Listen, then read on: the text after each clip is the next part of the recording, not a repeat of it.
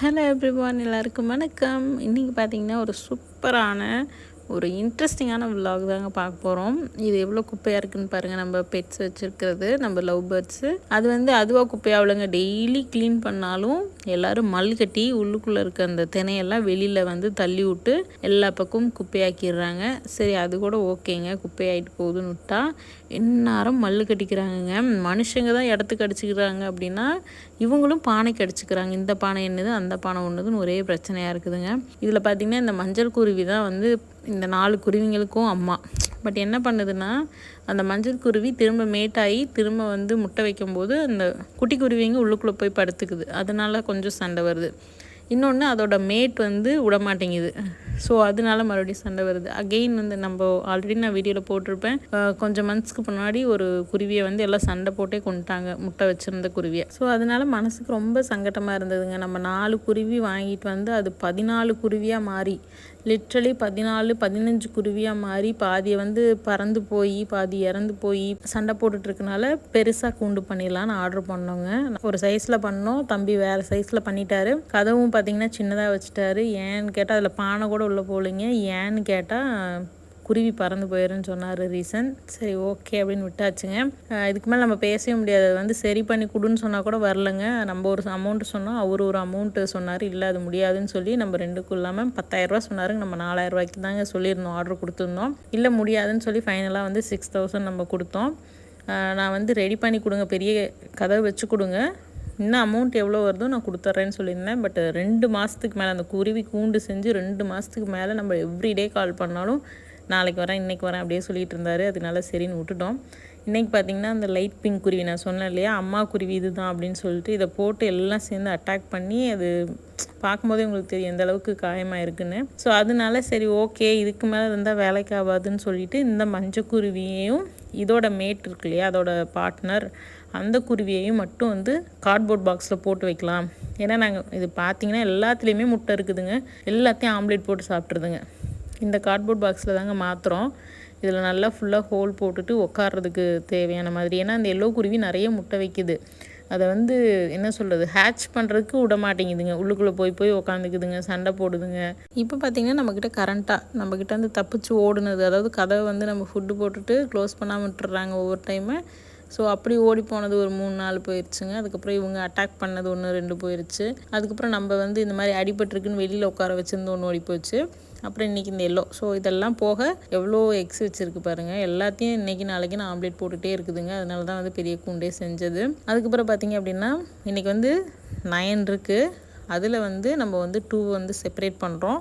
ஒரே ஒரு கிரேக்கு மட்டும்தாங்க பேர் இல்லை, மீதி எல்லாத்துக்கும் பேர் இருக்குது. மீதி 4மே ஒரு பேரு, கிரேக் மட்டும் பேர் இல்லை. கூண்டு பெருசாக செஞ்சதுக்கப்புறம் அவனுக்கு பேர் வாங்கிக்கலாம் அப்படின்னு சொல்லி தான் விட்டுருந்தது. இப்போ பார்த்திங்கன்னா அந்த எல்லோவும், அந்த எல்லோவோட பேருக்கு ஒரு க்ரீன் இருக்குது. அதுவும் அதோட முட்டையும் அதோட பானையும் எதுவுமே நம்ம க்ளீன் கூட பண்ணல. க்ளீன் பண்ணோன்னா கூட அதோட வாசம் போயிடும், முட்டையை தள்ளி விட்டுருன்னு சொல்லிட்டு நம்ம க்ளீன் கூட பண்ணல. அப்படியே அது எந்த பானையில் உட்காந்துருந்ததோ அடை வச்சதோ அதே பானையை எடுத்து இங்கே வச்சுட்டோங்க. அவங்களுக்கு பிடிச்ச மாதிரி தண்ணி, ஃபுட்டு, உட்கார்றதுக்கு எல்லாமே ரெடி பண்ணி வச்சுருந்தோங்க. எல்லோ வெளியிலே வரலங்க. நம்ம திறந்து விட்டால் கூட பிடிச்சி உள்ளே விடுறது கஷ்டமாக இருந்தது. ஆனால் நம்ம திறந்து டெய்லியும் பார்க்குறது, தண்ணி கொடுக்குறது, இந்த மாதிரிலாம் பண்ணும்போது கூட வெளியிலே வரலங்க. நாங்கள் பார்த்திங்கன்னா ஒரு 10 நாள் கிட்ட ஊருக்கு போயிட்டோங்க. நாங்கள் ஊருக்கு போகிறப்பெல்லாம் நம்ம பெட்ஸுக்கு நம்மக்கிட்ட பூனை, நாய்க்குட்டி, மீன் எல்லாமே இருக்குதுங்க, லவ் பேர்ட்ஸு. ஸோ அவங்களுக்குலாம் ஆள் வச்சு சாப்பாடு போட வைக்கிறதுக்கு சொல்லிட்டு தான் போவோம். ஒன்று நம்ம வீட்டுக்கு ஹெல்ப்புக்கு ஒரு அக்கா பண்ணுவாங்க, இல்லைன்னா எங்கள் மாமியார் பண்ணுவாங்கங்க. எங்கள் மாமியார் தான் இந்த டைம் சாப்பாடு வச்சிட்டு இருந்தாங்க. லவ் பேர்ட்ஸுக்கு, மீனுக்கு, நாய்க்கு எல்லாத்துக்குமே அவங்க தான் வச்சுட்டு இருந்தாங்க. இது அட்டை பாக்ஸில் இருக்குன்னு தெரில அவங்களுக்கு, கார்ட்போர்ட் பாக்ஸில் இருக்குன்னே அவங்களுக்கு தெரில. நான் சொல்லாமல் போயிட்டேன்.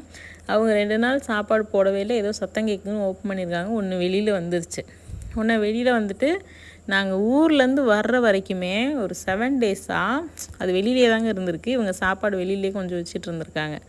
அதுக்கப்புறம் என்ன பார்த்திங்கன்னா, நம்ம எல்லோ உள்ளே விட்டும் கூட அது வெளியில் வர ட்ரை பண்ணவே இல்லை. அதுக்கப்புறம் அம்மா பச்சையும் பிடிச்சி விட்டுட்டாங்க. இந்த பச்சை என்ன பண்ணுச்சு, வெளியில் வந்தது வெளியிலே தாங்க உட்காந்துருந்தது. நாங்கள் ஊருக்கு வரும்போது வெளியில் தான் இருந்துச்சு. நாங்கள் பிடிச்சி உள்ளே விட்டுட்டோம் கார்ட்போர்ட் பாக்ஸில்.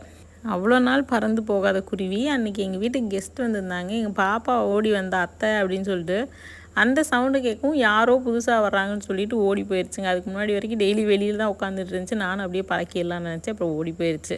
சரி ஓகேன்னு அப்புறம் விட்டாச்சுங்க. இது என்னென்னா வெளியில் போனால் இந்த குட்டி குருவியால் சர்வைவ் ஆக முடியாதுங்க. அதனால தான் வந்து வெளியில் விடாமல் பார்த்துக்கிறது. அதுக்கப்புறம் பார்த்திங்கன்னா நம்ம இன்னொருத்தரை வச்சு இந்த கதவு சொன்னேன் இல்லையா, அந்த பெரிய டோர் வச்சோம். அந்த டோரை வச்சுட்டு போய் அந்த டோர் வைக்கிறக்கே ஒரு 10 நாள் ஆயிடுச்சுங்க. அந்த 10 நாளைக்கு மேலேயே ஆயிடுச்சு. அதுக்கப்புறம் பார்த்திங்கன்னா டோரை வச்சு முடிச்சுட்டு இந்த கம்பி, இந்த டோருக்கும் அந்த பக்கம் 2 சைடுமே டோர் வச்சுருக்கு. இந்த டோருக்கும் அந்த டோருக்கும் ஒரு ஸ்டீல் கம்பி வைக்கணும், ஒரு 3 கம்பி. அதை வைக்கிறதுக்கு அவர் வந்து ஒரு அகெயின் ஒரு 10 நாள் பண்ணாருங்க. நாங்கள் வந்து வீடு கட்டும் போதே ரொம்ப பட்டுட்டோங்க. எப்படின்னா அட்வான்ஸ் வாங்கிக்குவாங்க, வேலைக்கு கூப்பிட்டோம்னா வரமாட்டாங்க. வரேன்னு சொல்லுவாங்க. அந்த அன்னைக்கு நைட்டு வரைக்கும் சொல்லுவாங்க, நம்ம கூடயே தான் இருப்பாங்க. அடுத்த நாள் காலையில் வரமாட்டாங்க. காங்கிரீட் போடுற வேலையாக இருக்கும், இல்லை ஒரு அவசர வேலையாக இருக்கும், வரமாட்டாங்க. இதே மாதிரி தாங்க, சின்ன வேலையாக இருந்தாலும் சரி, பெரிய வேலையாக இருந்தாலும் சரி, வர்றதுக்கு வாய்ப்பே இருக்காது. நமக்கு வந்து சலிச்சு போய் அது வேண்டாம், நானும் நான் என்ன சொல்கிறேன், இந்த கூண்டை வந்து காசு போட்டு செஞ்சுட்டும் கூட ஃப்ரீயாக கூட எடுத்து கொடுத்துருங்கம்மா, இது இடத்த அடைச்சிக்கிட்டு இருக்குது, இந்த குருவிங்களும் சந்தோஷமாக இருந்த மாதிரி இல்லை அப்படின்னு சொல்லி எடுத்து கொடுக்கறதுக்குலாம் யோசிச்சிட்டோம். ஸோ அந்த ஸ்டேஜுக்கு மேலே அப்படி ஒரு விரக்திக்கு போனதுக்கப்புறம் தான் நமக்கு வந்து பண்ணுவாங்கங்க. அதுக்கப்புறம் அன்றைக்கி எங்கள் அக்கா மருமக வந்திருந்தா, அதனால் வந்து ஈஸியாக இருந்தது. பானையெல்லாம் அவள் சைஸுக்கு உள்ளுக்குள்ளே போய் அழகாக கட்டிட்டா. இதெல்லாம் பாருங்கள், ஆக்சுவலி ஒரு குஞ்சு வந்து உள்ளே உருவாயிருச்சுங்க பாருங்கள். ஒரு குட்டி குருவி படுத்துருக்கிறதே உங்களுக்கு தெரியுது பாருங்கள். இதெல்லாம் காஞ்சு போய் இல்லைன்னா ஆம்லேட் போட்டு இப்படியே தான் பண்ணிகிட்டு இருந்துச்சுங்கன்னா தான் இதுங்களுக்கு ஒரு கூண்டே ரெடி பண்ணது. லவ் பேர்ட்ஸ் வந்து வெளியில் போய் சஸ்டெயின் ஆகாது, நம்ம ஊர் கிளைமேட்டுக்கும் காக்கா குருவியெல்லாம் பிடிச்சி சாப்பிட்ரும். அதனால தான் வந்துட்டு இது வந்து உள்ள பறவை. நம்ம நிறைய பேர் சொல்லலாம் இது வந்து அடைச்சி வச்சு வளர்க்குறீங்கன்னு, பட் இந்த கைண்ட் ஆஃப் பேர்ட்ஸ் வந்து வெளியில் போய் சர்வைவ் ஆகாதுங்க. அதனால தான் இது வந்து பெட்ஸாக வச்சுருக்கோம். ஸோ ஃபைனலி இட்ஸ் டைமுங்க. அம்மா வந்து எங்களுக்கு தெரியும் எது எதோட பேருன்னு. ஸோ இது பார்த்திங்கன்னா பார்ட்டிஷன் மாதிரி தான் இருக்குது. ஸோ ஒரு சைடு வந்து ஒரு நாளை, இன்னொரு சைடு இன்னொரு நாளை விட்டுறலாம் அப்படின்னு பிளான் பண்ணோம். 8 தான் இருக்குது, அதனால் 4 நாளாக விட்டுறலான்னு சொல்லிட்டு எங்களுக்கு ஆல்ரெடி பேர் தெரிஞ்சனால அழகாக பிடிச்சி விட்டாங்க. எங்கள் வீட்டில் ஆல்மோஸ்ட் ஒரு 3-4 குருவி ஒரே மாதிரி தான் இருக்கும். இந்த க்ரீன் 3 ஒரே மாதிரி தாங்க இருக்கும். இந்த மேலே இருக்குது, அந்த சைடில் இருக்குது பார்த்திங்களா, அதாவது இன்னொன்று இருக்குது, அதெல்லாம் ஒரே மாதிரி தான் இருக்கும். ஆனால் கரெக்டாக கண்டுபிடிச்சி விட்டுட்டோம். விட்டதுக்கப்புறம் என்ன ஆச்சுன்னா, எல்லாம் ஒரே கூண்டில் தான் இத்தனை நாளாக இருந்ததுங்க. திடீர்னு வேறு கூண்டில், அதுவும் பெரிய கூண்டில் விட்டதும் கொஞ்சம் ஒரு மாதிரி ஆயிடுச்சுங்க. எல்லோரும் வந்து ஒரு குரூப்பாக, நான் உங்களுக்கு அந்த வீடியோ காமிக்கிறேன் பாருங்கள். அந்த நாளே அதில் அப்படியே விட்டுட்டு இந்த பக்கம் வந்து இந்த நாளே இப்படியே கூண்டுலேருந்தே போங்க அப்படின்னு சொல்லிட்டு இருந்தோம். ஏன்னா ஒன்று ஒன்றா பிடிச்சி விட முடியல, அதனால சரி போங்க அப்படின்னு சொல்லிட்டு இருந்தோம். அப்புறம் ஒன்று ஒன்றா பறந்து போக ஆரம்பிச்சிருச்சு. அதுக்கப்புறம் மற்ற குருவிங்களும் உள்ளே போயிடுச்சுங்க. எனக்கு என்னென்னா, இந்த சின்ன கூண்டில் இத்தனை இருக்குதுங்க, பறந்து போகிறக்கு இடம் இல்லாமல் இருக்குதுங்க அப்படின்னு சொல்லிட்டு தான் இந்த கூண்டே ரெடி பண்ணதுங்க. நம்ம வீட்டில் ஒரு குருவி இருக்குது, அது முட்டை போடுது, அது குஞ்சு பறிக்க முடியாமல் சண்டை போட்டு இறந்துதுங்க. அப்படின்றப்போ ரொம்ப வருத்தமாக இருந்தது மனசுக்கு. அதனால தான் வந்து சரி பெருசாக பண்ணிடலாம் அப்படின்னு சொல்லிட்டு பண்ணோம். டு பி ஹானஸ்ட், இதனால் நாங்கள் ஸ்ட்ரெஸ் ஆகி எங்களுக்குள்ள பிரச்சனை வந்து இது கூண்டை பண்ணி அதனால எச்சா ஸ்ட்ரெஸ் ஆகி ரொம்ப ஒரு மாதிரி ஸ்ட்ரெஸ் ஆயிடுச்சுங்க எனக்கு. அதனால தான் இதை பண்ணணும். இதை பண்ணி அவங்க வந்து பண்ணி கொடுத்தவங்க ஒழுங்காக பண்ணாமல், அதான் சொல்கிறேன் பாருங்கள், நம்ம பானை கூட உள்ளே போகாத ஒரு கேட் வச்சுட்டாங்க. கேட்டால் ஏக்கா நீங்கள் திறக்கும்போது குருவி பறந்து போயிடும் இல்லைங்கக்கா, அதை சின்னதாக வச்சுட்டேன்னு சொல்லிட்டாங்க. ஸோ இந்த மாதிரியெல்லாம் சொல்லி இன்னும் ஸ்ட்ரெஸ் அதிகமாகி, ஏன்னா நம்ம வீட்டில் ஒரு பெட் வளர்த்துறோன்னா அது ஃப்ரீயாக இருக்கணும், நல்லா இருக்கணும்.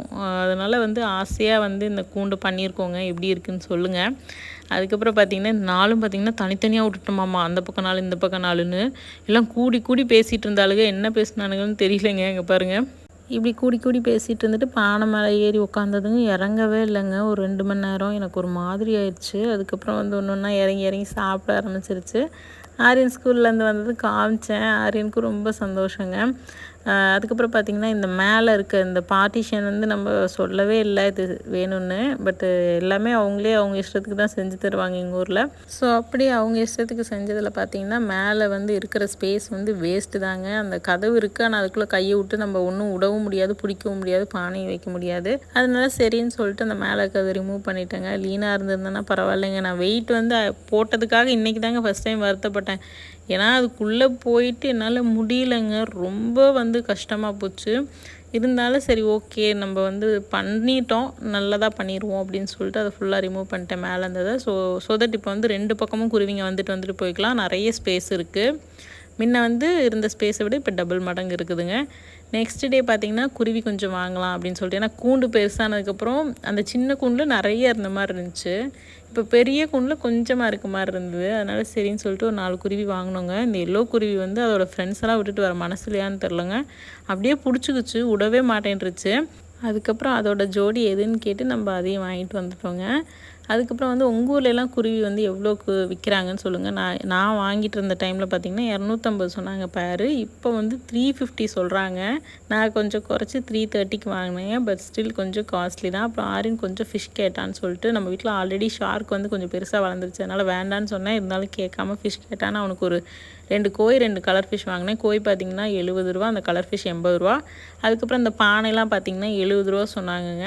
4 பானை வாங்கினோம், 250 ரூபா கொடுத்துட்டு வந்தாங்க. அதுக்கப்புறம் பார்த்திங்கன்னா இந்த பிளாஸ்டிக் இது வந்து நம்ம ஆல்ரெடி மண் சட்டியில் வச்சுருக்கோம். அது ரொம்ப ஹெவியாக இருக்குது. நம்ம வச்சுருக்க கூண்டுக்கு அது ரொம்ப ஹெவியாக இருக்குதுன்னு சொல்லிட்டு இந்த மாதிரி பிளாஸ்டிக்கில் வைக்கலான்னு சொல்லிட்டு வாங்கிட்டாங்க. இப்போ வந்தாலும் ஒரு இளநியை குடிச்சிட்டு தாங்க கிளம்புறது. அதுவும் இன்றைக்கி வெயில் பயங்கரமாக இருந்தது. அதனால் இளநியை பார்சல் வாங்கிட்டும் கிளம்பிட்டோம், வீட்டுக்கு போய் குடிச்சிக்கலாம் அப்படின்னு சொல்லிட்டு. இன்னொன்று என்னமோ சொன்னீங்க, என்ன சொன்னேன்?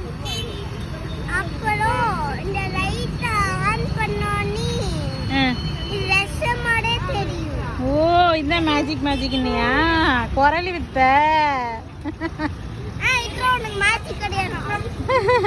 மேஜிக் தான். இவ்வளோ வந்து ஸ்ட்ரெஸ் ஆகுறீங்கன்னு சொல்கிறீங்க, அதுக்கப்புறம் எதுக்கு நீங்கள் இதை வளர்க்குறீங்கன்னு கூட உங்களுக்குலாம் தோணலாம்.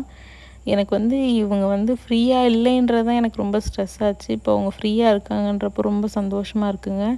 எவ்ரிடே தூங்கி எழுந்திரிச்சோன்னையும் நான் கீழே வந்தோன்னே பண்ணுற ஒரு வேலைனா, என்னோடய ஃபிஷ் டேங்க் ஒரு 2 நிமிஷம் பார்ப்பேன். அடுத்து என் குருவிங்களை பார்ப்பேன், என் பூனையை பார்ப்பேன். அதெல்லாம் பார்த்துட்டு தாங்க அடுத்த வேலையை ஆரம்பிப்பேன். ஒரு 2 நிமிஷம்.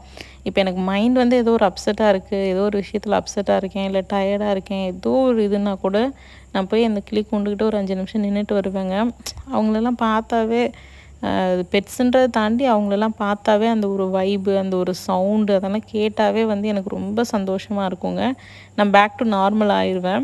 இப்போ நம்ம வாங்கிட்டு வந்த குருவியில் இவன் ஆக்சுவலி ரொம்ப குட்டியாட்டிருக்குதுங்க. இங்கே பாருங்கள், நான் வால் நீளமாக இருக்கிறதாங்க கொஞ்சம் வளர்ந்தது. நான் அவங்கக்கிட்ட வால் நீளமாக இருக்கிறத எடுத்து போடுங்கன்னு தான் சொன்னேன். அவங்க இதை எடுத்து போட்டாங்க. நான் வீடியோ எடுத்துகிட்டு இருந்தப்போ சரியாக கவனிக்கலைங்க. இவன் இப்படியே இருந்தான்னா, கொஞ்சம் ஆக்டிவ் ஆகிட்டான்னு நம்ம வச்சுக்கலாம், இல்லைன்னா கொடுத்துட்டு வேறு வாங்கிக்கலாம் அப்படின்னு அம்மா சொன்னாங்க. பட் எனக்கு தெரிஞ்சு இவன் ஆக்டிவ் ஆயிடுவான்னு நினைக்கிறேன். பார்க்க ரொம்ப குட்டியாக இருக்கான், குட்டி பையன் நினைக்கிறேன். ஸோ வளர்ந்தானா சரியாயிடுவாங்க. நம்ம உள்ளே விட்டதுக்கப்புறம் இங்கே பாருங்கள், இப்படி எல்லாம் அழகாக ஜோடி போட்டு லைனாக உட்காந்துருக்குதுங்கன்னு. ஆரியனுக்கு ஒரே ஜாலிங்க. செல்ஃபி எடுத்துகிட்டு இருக்குதுங்க எல்லாம் உங்களை மாதிரி அப்படின்னு சொல்லி கிண்டல் பண்ணிகிட்டு இருந்தான். பழசெல்லாம் ஆல்ரெடி இருந்ததெல்லாம் இந்த பக்கம் உட்காந்துருக்கு. ஆமாம், செல்ஃபி ஃபோட்டோ எடுத்துகிட்டு இருக்குது. என்னை மாதிரி ஆரி நான் செல்ஃபியும் எடுக்கிறது இல்லை ஆரியன், நான் வீடியோ தான் எடுக்கிறேன்.